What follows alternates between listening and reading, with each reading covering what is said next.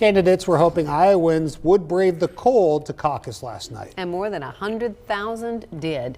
KCCI's Ophelia Jacobson takes a closer look at caucus night numbers. Ophelia. Well, Stacey, Ben, there were concerns that caucus goers would stay home because of the extreme cold. Now we're getting a clear look at who showed up and where. There are a little over 750,000 registered Republicans in the state of Iowa. Close to 600,000 of them are considered active, according to the Secretary of State. On Monday night, 110,000 Republicans turned out to vote in the First in the Nation caucuses. That's 15% of all registered Republicans and 18% of active registered Republicans. I think this says something about why Iowa is first in the nation.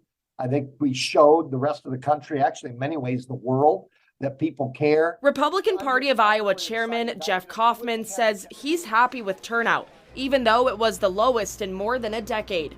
In 2016, over 180,000 people showed up to caucus. In both 2012 and 2008, that number was 120,000.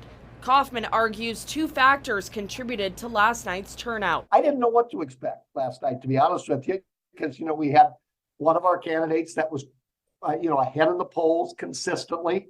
We had these, the 2 days before Monday when we have all these terrible weather conditions. Some individual counties had a higher turnout than the statewide average. For example, in Polk County, there are close to 90,000 registered Republicans. 19% of them turned out on Monday. And over in Dallas County, 20% of their registered Republicans did too.